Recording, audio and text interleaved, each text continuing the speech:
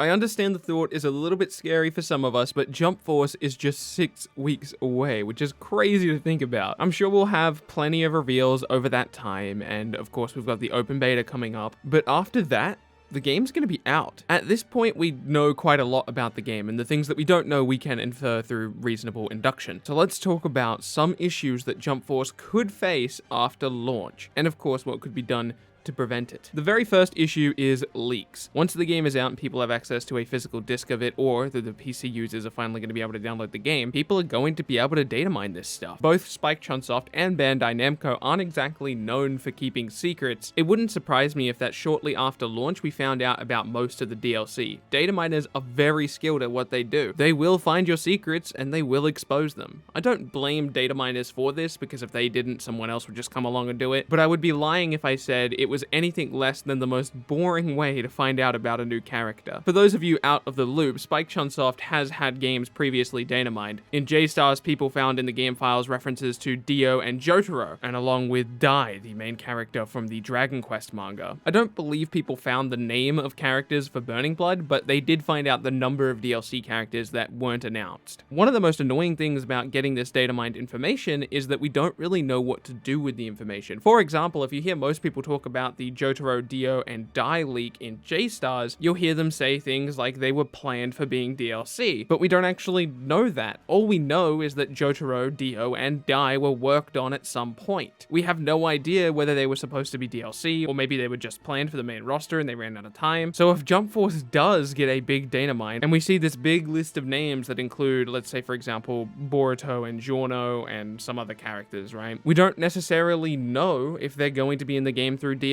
Some of them could be DLC, some of them could just be previously worked on and didn't make the cut, and then they decided to also not add them as DLC.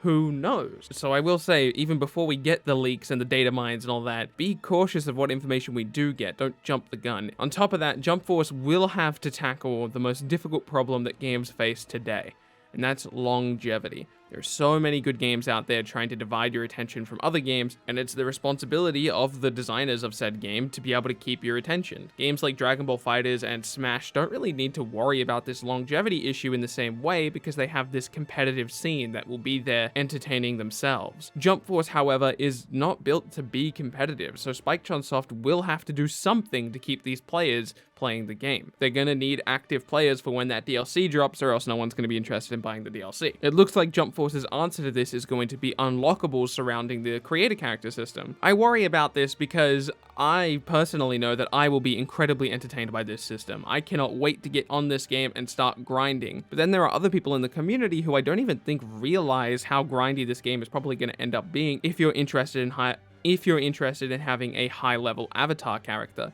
I feel like you're going to have to grind quite a bit, which is a good thing for longevity, but a lot of people won't necessarily like that type of unlockable system. I wonder if that's going to be enough to keep people playing online after the first couple months. I truly hope so. The important part of that sentence, though, is the online part. Injustice 2 had a similar system, a very grindy system where you could unlock items to customize your characters, although in this case, with Jump Force, you're only able to customize your creator character. The biggest issue with that system in Injustice 2, in my opinion, is that it punished people who wanted to play online. If I was a competitive player who was only interested in playing online, I was sacrificing the ability to unlock gear faster. If I decide to go play online, I'm actively choosing to slow down the rate at which I unlock new stuff. I really hope this is not the case for Jump Force. Ideally, I'd like to see online quests that force you to play either different characters or deal damage with certain moves or something like that to encourage players to not only bounce around on different characters, but also to play online. But whatever they end up doing, I just hope that the offline modes are not the ideal and optimal way to unlock stuff, because it discourages people from coming online. Are you worried about Jump Force's longevity?